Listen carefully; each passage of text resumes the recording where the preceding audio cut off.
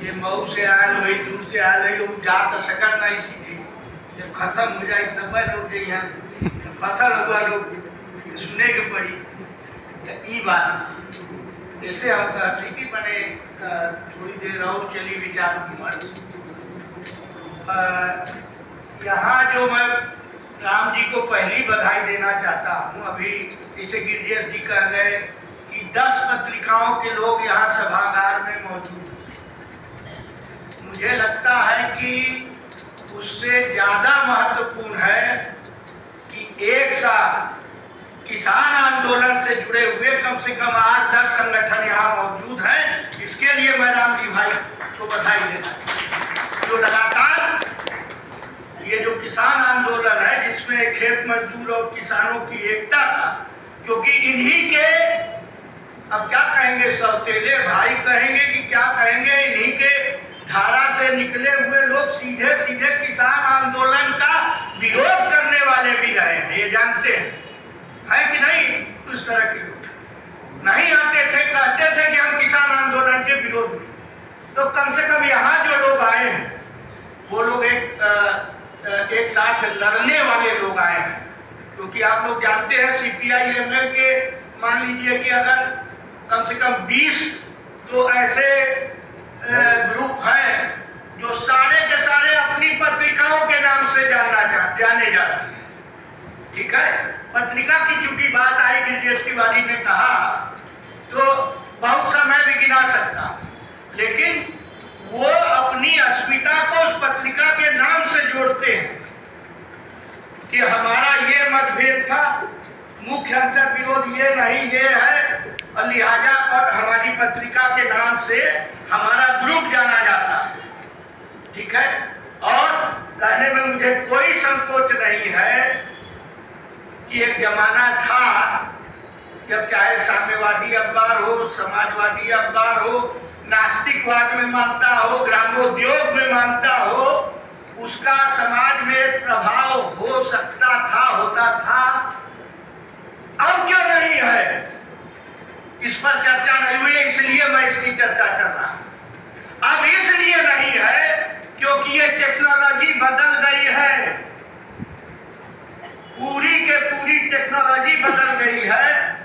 और फांसीवाद का जो प्रणेता था, जिसके साथ फांसीवाद को जोड़ा जाता है, मुसोलिनी, वो कहता था क्या, किस तरह से परिभाषा देता था कि राज्य सत्ता और कॉर्पोरेट शक्ति का विलय यही फासिज्म है। ये मेरा डेफिनेशन नहीं है, ये मुसोलिनी का डेफिनेशन है। और आप लोग जानते हैं कि गलत नहीं है। अब देख रहे हैं जो पूरा के पूरा आज की तारीख में मीडिया है, क्या वो कॉर्पोरेट नहीं है? जो ठेका ले सकता है एक अखबार कि मैं करोड़ों लोगों के पास पहुंचाऊंगा, करोड़ों लोगों तक, ध्यान दीजिए, उसका जो स्थानीय भी अगर एडिशन निकलता होगा उसमें, और मऊ के छोटे अखबार में, बनारस के छोटे अखबार में अब नहीं रहे। ज्यादातर अखबारों के वो हर जिले का एक एडिशन, उसमें वो जिले के बाहर की आपको अगर दूसरे जिले की खबर जाननी हो नहीं मिलेगी। जिले के छोड़ दीजिए, एकदम राष्ट्रीय अंतरराष्ट्रीय स्तर पे आइए तो लैटिन अमेरिका में अगर कोई संघर्ष चल रहा हो उसकी खबर नहीं आएगी। जो और ऐसे में किनकी खबर आएगी, कैसी खबर आएगी, आप लोगों को अनुमान है। मैं और इतिहास रहा है, मैं उत्तर प्रदेश का उदाहरण दूंगा।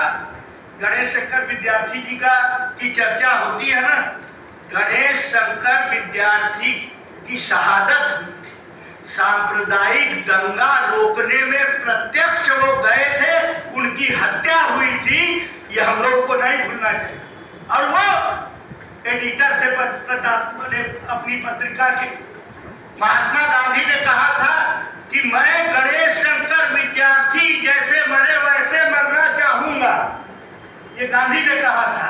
शायद उससे मिलते जुलते तरीके से वो मरे, लेकिन उस समय जब विद्यार्थी जी मारे गए थे तब उन्होंने ये बात कही थी। एक और उदाहरण दूंगा, इलाहाबाद से अखबार निकलता था जवाहरलाल नेहरू का अखबार था। गांधी जी से निवेदन करके वो लेके आए थे एडिट करने के लिए महादेव देसाई। महादेव देसाई के वो अखबार निकालने में कमिश्नर की नोटिस आई कि प्रेस में ताला लगा दिया गया। उन्होंने साइक्लोस्टाइल अपने, मैं उसकी नकल दिखा सकता हूँ, मैंने हाथ से स्टेंसिल दाग करके, और उन्होंने वो कहा, नोटिस दिया उसको कमिश्नर को कि ये प्रेस बंद कर दिया है लेकिन अखबार मेरा चलता रहेगा। और वो साइक्लोस्टाइल निकाला। नतीजा ये हुआ कि उत्तर प्रदेश की जेल में, प्रयाग में, नैनी जेल में, आगरा जेल में 1 साल उन्होंने जेल में बिताया। तो ये जो चीज थी, अगर हम लोग कहें, या और भी कई लोगों ने नाम भी लिया, वो नागरिक के जो संपादक महोदय ने शुरू में बोला, तिलक का नाम लिया, प्रेमचंद भी पत्रिका निकालते थे, गांधी भी पत्रिका निकालते थे, अखबार निकालते थे, ठीक है। लेकिन अगर हम कहें कि नहीं वो तो निकालते थे और हम नहीं निकाल सकते हैं, तो उसके पीछे जो बड़ा कारण है वो टेक्नोलॉजी का है। बहुत बड़ा कारण है कि किस रूप में मीडिया है, और वैकल्पिक मीडिया के संदर्भ में भी हम एक चर्चा करना चाहेंगे। कई लोगों ने कहा, ये अभी हमारे चिड़िया बाग के साथी बड़ा प्रसन्न चले गए, कहीं राम ने बाहर है। अच्छा, बाहर हैं, तो वो कह रहे थे यूट्यूब वाले हमारा वो करके जाते थे। यूट्यूब का मालिक कौन है? अभी जो ट्रंप के साथ जीता है मस्क, वो है ट्विटर का मालिक। ये फेसबुक हम लोग सब कोई इस्तेमाल करते हैं, उसका जुकरबर्ग है। ये दुनिया के सबसे बड़े पूंजीपतियों में है आजकल। 5, 7, 8, 10 की बात करेंगे तो उनमें है। और फिर मान लीजिए वैकल्पिक मीडिया, क्या ब्लॉगिंग है? मैं 2000 के थोड़ा पहले जब यहाँ नहीं था, उस समय से मैं ब्लॉगिंग से जुड़ा हूँ, मेरा भी ब्लॉग है। लेकिन बताना चाहता हूँ आपको, अभी अभी मैं चौधरी राजेंद्र और संयुक्त किसान मोर्चा के संयुक्त सचिव मंडल के कृष्ण प्रसाद, हम लोग तीनों उड़ीसा गए हुए थे। वहां पर वेदांत के द्वारा प्रदूषण जो फैलाया गया है, एक बहुत सीनियर पदों पर कई मीडिया में, टेलीविजन में, अखबारों में रहा हुआ आदमी सत्य प्रकाश नायक, ये उस व्यक्ति का नाम है, वो अब एक ब्लॉग चलाता है। और अनिल अग्रवाल माने वेदांत की कंपनी, वेदांत सुनने में लगता है भारतीय, लंदन के स्टॉक एक्सचेंज में उसका रजिस्ट्रेशन है। और नियमगिरी से हम लोगों ने संघर्ष करके उसको हटाया है। 10 करोड़ रुपए का मानहानि का मुकदमा उस ब्लॉगर के ऊपर लगाया। तो इसलिए मैं कह रहा हूं, ये तो उस कंपनी ने लगाया।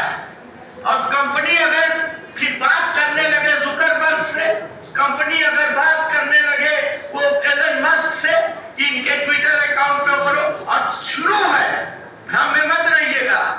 आप बहुत रेडिकल चीज लिखेंगे, पता चलेगा कि फेसबुक पर आपकी रीच कम कर दी, कम लोगों के पास जाएगा। आप सोच रहे हैं कि मुझको 15,000 लोग फॉलो करते हैं, 5,000 मित्र हैं, तो 20,000 के पास चला जाएगा, ये नहीं है।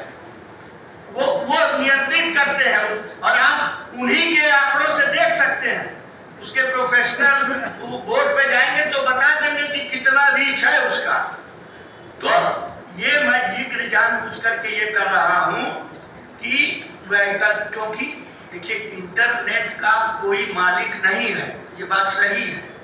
इंटरनेट का कोई मालिक नहीं है, लेकिन इंटरनेट पे जो साधन है उनके जो मालिक हैं वो दुनिया के बड़े बड़े पूंजीपति हैं। इस चीज को हमें अच्छी तरीके से दिमाग में रखना होगा, क्योंकि ये जब हम कह रहे हैं कि जन सरोकार बदलता मीडिया, तो बदलता मीडिया का स्वरूप समझिए। 2003-4 की बात है, कोका कोला आंदोलन का आपने नंदलाल के समय का जिक्र करते हुए कहा। 1.5-2 महीना हम भी जेल में थे, फादर आनंद भी जेल में थे जो चले गए। उस समय जब कोका कोला का भारत 122 या 115 देशों में है। भारत का वाइस चेयरमैन जब आया बनारस में, उसने बनारस के सभी मुख्य अखबार वालों को 5 सितारा होटल में बुलाया। आपके एक और अतिथि जो नहीं आए, और इसको भी जान लीजिए आप, उससे भी चरित्र पता चलता है। मैंने आपको 2-3 नाम दिए थे, ठीक है। यहाँ एकमात्र रमेश राय आए जो मुख्य धारा के अखबार से कभी जुड़े रहे, उसके दैनिक जागरण से। उसके अलावा कोई यहाँ जो समाजवादी रहे हैं, जो कम्युनिस्ट रहे हैं, ऐसे लोगों का राम जी भाई से हम लोगों ने चर्चा किया था, लेकिन वो भी नहीं आए। वो भी जानते हैं कि वो कौन सी नौकरी कर रहे थे। तो मैं बता रहा था, कोका कोला का वाइस चेयरमैन आया, ये जागरण, अमर उजाला, हिंदुस्तान वगैरह वगैरह सारे लोगों को बुला करके उसने कहा कि तुम भी कॉर्पोरेट, हम भी कॉर्पोरेट। वो कहीं से कोई अखबार को आप क्रांति का औजार मत मान लीजिएगा, और उन पत्रकारों को भी मत मानिएगा, किसी भी पत्रकार को। मैं किसी पूर्वाग्रह से नहीं बोल रहा। उनको करना क्या है भाई, एडिटर को भी। एडिटर, जैसे कोई एडिटर कहेगा भैया हमारे मालिक तो हमको निर्देश नहीं देते, उनका मालिक अपने बावर्ची को भी निर्देश नहीं देता। उनका बावर्ची जानता है कि क्या बनाना है मालिक के लिए। उसी तरीके से ये एडिटर भी जो है, उनको भी पता है नियुक्ति के समय ही कि मालिकों के लिए क्या करना है। मैं अपने अनुभव से बता रहा हूं आपको कि आज से 25 साल पहले तक जनसत्ता में, हिंदुस्तान में, अमर उजाला में 15 साल पहले तक मान लीजिए, वो एडिट पेज पे जो सेंट्रल स्प्रेड का वो रहता, उसमें हमारे लेख छप जाते। अब सवाल ही नहीं, उस पृष्ठ पर कुछ वैचारिक झुकाव वाले लेख अगर एक दो कुछ आप एक्सेप्शन ले सकते हैं, जिनका सिंडिकेट बना हुआ है। रामचंद्र गुहा का आपको मिल जाएगा, उनका भी सिंडिकेट है, कई भाषाओं में रहता है, तो उसको खोज के आदमी पढ़ता भी है। वो भले हम माने वैचारिक रूप से पूरी सहमति ना हो उनसे, लेकिन पढ़ता है, जानता है। उस तरह के लेख भी अखबारों में अब नहीं के बराबर आ रहे हैं, ठीक है। और ऐसी स्थिति में फिर से मैं बता दूं कि इस नई टेक्नोलॉजी में ये तमाम जो छोटी पत्रिकाओं के लोग हैं या नागरिक अखबार के लोग हैं, ये सामाजिक प्रतिष्ठा नहीं प्राप्त कर सकते। ये टेक्नोलॉजी की वजह से, आपकी नियत में मैं नहीं उंगली उठा रहा। हमारी भी पत्रिका 1977 से रजिस्टर्ड है। आजकल मैं देखता हूँ बड़ी मुश्किल से निकालते हैं। एक अंक हम लोगों ने चुनाव पे निकाला कि इसमें इन्वेस्ट करेंगे, खर्चा आया 24 रुपया, 84 पेज की पत्रिका है। और चूंकि पोस्टर अगर आपको भेजना है RNI में पंजीकृत 1 रुपया 100 ग्राम के रेट से, तो 20 रुपए से ज्यादा उसकी कीमत नहीं होनी चाहिए। तो कि देश में हमको भेजना होता है तो 20 रुपया हमको रखना पड़ा, लागत आई थी 24 रुपया। तो ये सारी चीजें हैं जो छोटी पत्रिकाओं के खिलाफ जाने वाली हैं।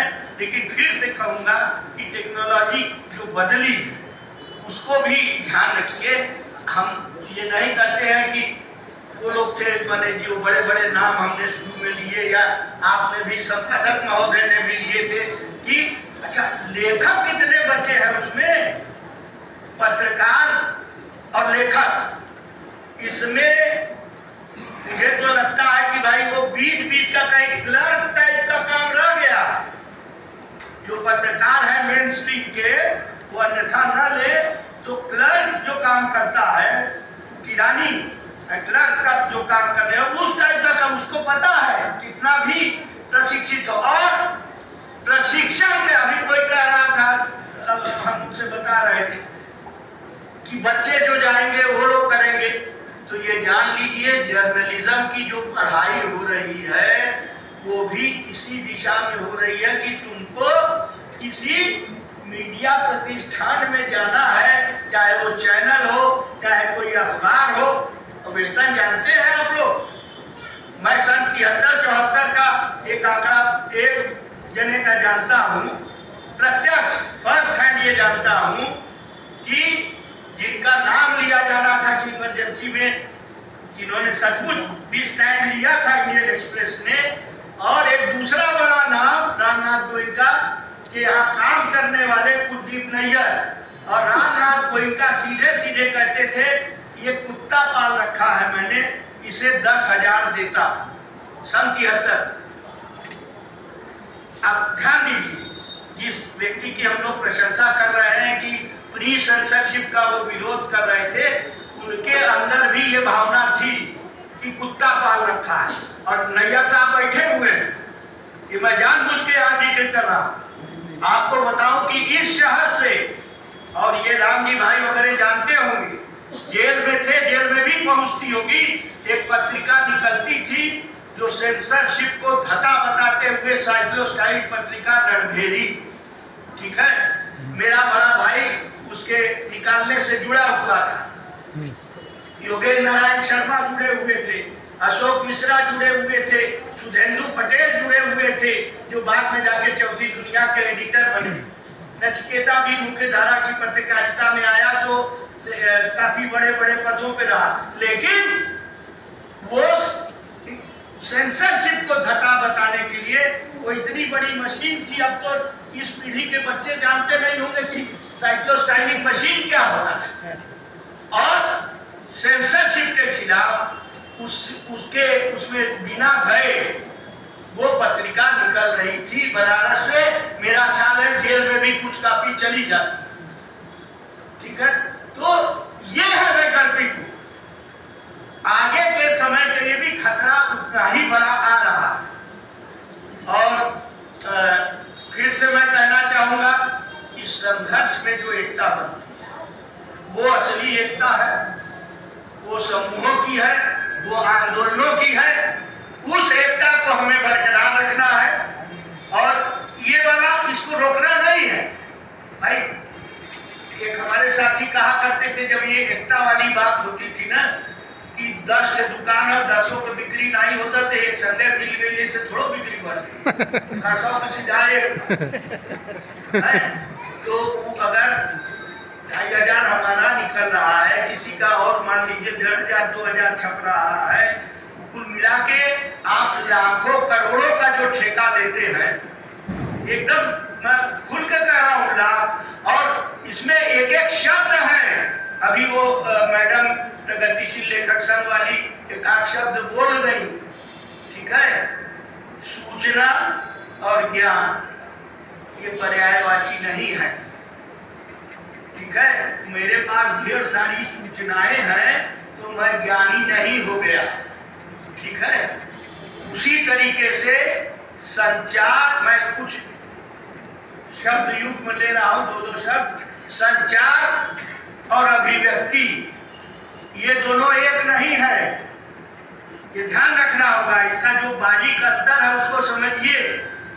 अभिव्यक्ति का वो ठीका पूरा ले सकते हो, जानते हैं क्या क्या छापना है क्या नहीं छापना है, ठीक है। आप नीचे के स्तर पर भी आप कोई अच्छा लेख लिखेंगे तो जरूरी नहीं है कि वो उन अखबारों के द्वारा छापा जाएगा। तो इन चीजों को वैसे में फिर आ जाता है पर्चा। जो पर्चा हम लोग समय समय पे कार्यक्रमों में निकालते हैं, उन पर्चों का भी महत्व है और उन पर्चों का महत्व और बढ़ेगा। तो साथियों, फिर से एक बार कहना चाहूंगा कि ये कॉर्पोरेट शक्ति और राज्य सत्ता, इनका विलय अगर फासिज्म है तो विलय तो हो चुका है, पूरी तरीके से विलय हो चुका है। ये फासीवाद का जो स्वरूप है वो हमारे देश में, चाहे आप मीडिया को देख लें, अन्य क्षेत्रों में भी देख लें। और मैं यहाँ का मैंने उदाहरण दिया 10 करोड़ का, रामजी भाई, उस आदमी से हम लोग वहाँ की बात बताऊं मैं। वहाँ 12 साल पहले नियमगिरी एक बहुत सुंदर 3-4 पहाड़ियों का समूह है, बॉक्साइट लाल रंग की मिट्टी जिससे एल्यूमिनियम बनता है, दुनिया के सबसे हल्की धातुओं में से है। और चूंकि हल्की धातु है इसीलिए हवाई जहाज बनाने में और मिसाइल बनाने में उसका प्रयोग होता है, इसीलिए माइनिंग उसकी होती है। करीब 90-92% एल्यूमिनियम की खपत एरोप्लेन बनाने में और मिसाइल बनाने में। तो अब हमारे जैसे आंदोलनों को ये सवाल भी उठाना पड़ेगा कि हमको मिसाइल बनाना है कि नहीं बनाना है, एरोप्लेन और आगे बढ़ाना है कि नहीं बनाना है, कि उन आदिवासी जो वहां पर जो फन है। और एक चीज और बताते हैं, माइनिंग में भयंकर पानी की जरूरत है। उस खूबसूरत जगह अभी हम लोग होके आए हैं जहाँ सदा सलीला माने जो साल भर नहीं सूखती है, ऐसे झरने। ये तो अभिभूत होकर के चौधरी वहां खड़े हो गए झरनवा के करीब में। और वैसे 250 छोटे से इलाके में वैसे 250 झरने जो पहाड़ में से निकले, और वो सारे चाहिए। अगर ले लेंगे, अंत कर रहा हूं मैं, ज्यादा नहीं करूंगा। जो किसान आंदोलन से जुड़ा हुआ है, देश के सबसे बड़े बांधों में से एक हीराकूद बांध है, महानदी पर बना हुआ है, संबलपुर जिला है हीराकूद डैम। और 65-70 साल हो गया उसको बने हुए, आजादी के बाद सबसे पहले जो बना उसमें, ठीक, जब बना तब कहा गया कि सिंचाई के लिए है और पावर जनरेशन के लिए है। किसान सोचता था कि ये दोनों हमको मिलेगा। आज उनकी प्राथमिकता हो गई है कि पानी, आप कैसे बतिया, आप ऑफिस से आ रहे हैं ना, हाँ तो जी इनको पता है, ठीक है, आप समझ रहे हैं ना। तो अब ये स्थिति है कि वो कैनाल के रिपेयर का जिम्मा किसको दिया गया है? अडानी को। ध्यान दीजिए।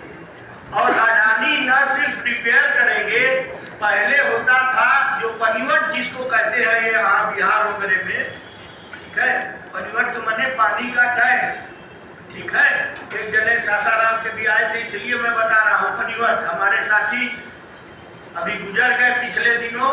नहर गांव के लोगों ने श्रम से खोदा था और कहा जा रहा था कि इसमें पानी दीजिए, ठीक है। तो ब्लॉक पे धरना दे रहे थे, गिरफ्तार कर लिए गए। 1 साल 4 महीना जमानत नहीं कराएंगे, झूठा मुकदमा है। तो 1 साल 4 महीना रह गए थे। शिवपूजन सिंह उनका नाम था, दिनारा के विधायक थे। 1977 में विधायक बने थे। जब पेंशन बढ़ी लोगों की तो उन्होंने लेने से इनकार कर दिया। कर्पूरी ठाकुर कहने लगे कि भाई मंत्री बन जाओ किसी तरह से प्रलोभन, लेकिन उन्होंने नहीं लिया।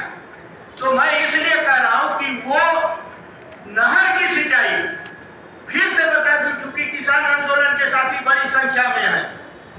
जो हरित क्रांति का झंडा बरदार कहा जाता था पंजाब, जहां भूगर्भ जल नीचे नीचे नीचे जाते जाते अब ये हालत है कि पंजाब के किसान संगठन फिर से कह रहे हैं कि प्रथम पंचवर्षीय योजना में जो नहरें बनी थी उन नहरों को मरम्मत करो। कहा तो नहीं हो, लुधियाना ने, ठीक है, उनको वो करके जाके भूगर्भ जल न हो, भाखड़ा नंगल के से निकली हुई नहरों के पानी से सिंचाई हो। तो नहरों का फिर महत्व लोगों को समझ में आ रहा है। और जिस तरीके से पंजाब में अनाज स्टील के सेलो बनाए थे अडानी ने, वो लोग ये आपका मिनिमम सपोर्ट प्राइस, न्यूनतम समर्थन मूल्य का स्वाद केवल पंजाब, हरियाणा और पश्चिमी उत्तर प्रदेश, इसमें कहने में हमको संकोच नहीं है, उन लोगों ने चखा हुआ था। इसीलिए 13 महीना लड़ने में कहीं ना कहीं राशन पानी सारा चीज पहुंचने में, अरे भैया वो गाड़ी से भी क्या कहते हैं, एसयूवी से भी खेत में जाते हैं किसान वाला, ठीक है। देश भर का किसान, मुझे नहीं लगता है कि वैसा हो सकेगा, लेकिन उस आंदोलन से हम लोगों को भी प्रेरणा मिली। वहां भी किसान मजदूर की एकता की बात आई है। अब बहुत मेहनत करने के बाद, अभी किसी ने कहा वो आइडेंटिटी का सवाल केवल नहीं होता, अब क्या किया जाए, खदान केवल जंगल में है, पहाड़ में है। अभी वो जो साथी आपके पीछे बैठे हैं संपादक, तो आदिवासी इलाका है, तो आदिवासी का वो सवाल आएगा कि खनन हो कि ना हो।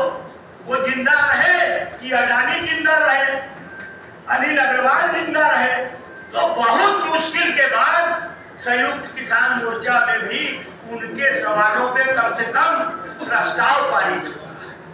बिजली का सवाल, वहां प्राइवेटाइजेशन के बाद अभी आपको बता रहे हैं 15,000 meter prepaid smart meter, 15,000 Tata power वहां बिजली का सप्लाई करता है, वहां ढेर लगा दिया है। सब आपको वीडियो फोटो वगैरह सब मिलेगा।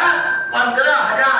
और अब पहली बार भारतीय जनता पार्टी की सरकार आई है, उस आंदोलन के नेता को कहा कि ये हैबिचुअल ऑफेंडर है, इसको पहले 10 नंबरी कहा जाता था, कि तो बार बार क्राइम करता है। वो 32 मुकदमे क्या थे?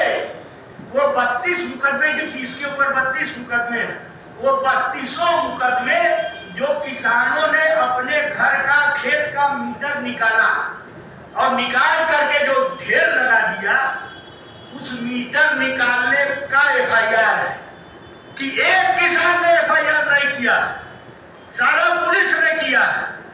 आप समझ लीजिए। लेकिन वही मैं एक कुछ पॉजिटिव बात बताना चाहूंगा कि बरगढ़ जिले की बात है। बरगढ़ जिले का बार एसोसिएशन, उसने तय किया कि हम लड़ेंगे इनका मुकदमा। उन लोगों ने कटक हाई कोर्ट के बार एसोसिएशन को कहा कि ये सारा फर्जी है, बहुत ईमानदार, ये सब किसान कार्यकर्ता है, किसान नेता। कटक हाई कोर्ट ने भी किसानों के लिए रिट कर दिया। उड़ीसा सरकार को नोटिस हुई है, परिणाम जो भी है। तो साथियों, ये आंदोलन चलेंगे और मजबूती से चलेंगे। हम लोगों का जो एका बना है, जिस कारण हम लोग आज एक हाल में बैठे हैं, उसकी वजह ये है कि हम लोग ये सारे अपने अपने जिलों में, अभी 26 तारीख को अंतिम बात कह के समाप्त कर रहा हूं, सब ने अपना अपना तय किया होगा। 26 नवंबर को जिस दिन आंदोलन शुरू हुआ था, अपने अपने मुख्यालय पर उन सारे मुद्दों को दोहराते हुए और बताते हुए कि 3 मुकदमा तो जब माफी मांगे थे देश के नरेंद्र मोदी पहली बार, तो कह दिया लोगों ने कि भाई नहीं, पार्लियामेंट से ले आया कानून, पार्लियामेंट से वापस करा, तब पार्लियामेंट से वापस भया। लेकिन उसके साथ साथ जो लिखित समझौता हुआ, तो उसमें था कि बिजली के निजीकरण को लेकर के जो कानून जब आएगा, तो उस समय चूंकि किसानों को भी इससे मतलब है, इसीलिए किसान नेताओं से राय लिया जाएगा। राय फाय कुछ नहीं लिया गया। कम से कम 150-200 सांसद जब सस्पेंड रहन, बाहर रहन, वही समय जो कानून ढेर सा बनल ना, तो एक कानून ही बनल। एक कानून बनल कि आदिवासी इलाका में कोनो प्रोजेक्ट चलावे के पहले वहां के ग्राम सभा से राय लेने के बाद अंतिम सत्र में नरेंद्र मोदी ने उस कानून को बदल दिया है। ये जान लीजिए। इसके लिए कौन लड़ेगा? खाली आदिवासी लड़ेगा? सबको लड़ना है, किसानों को भी लड़ना है उसके लिए। तब जाकर के जो 13 महीने का आंदोलन था वो व्यापक होगा। और वो जैसा जागृति कह रही थी, जो हम लोग बात करते हैं, जो चट्टी चौराहे पर जो नुक्कड़ सभाएं होती हैं, असली मास मीडिया तो वही है। धन्यवाद। जय हिंद, जय समाज।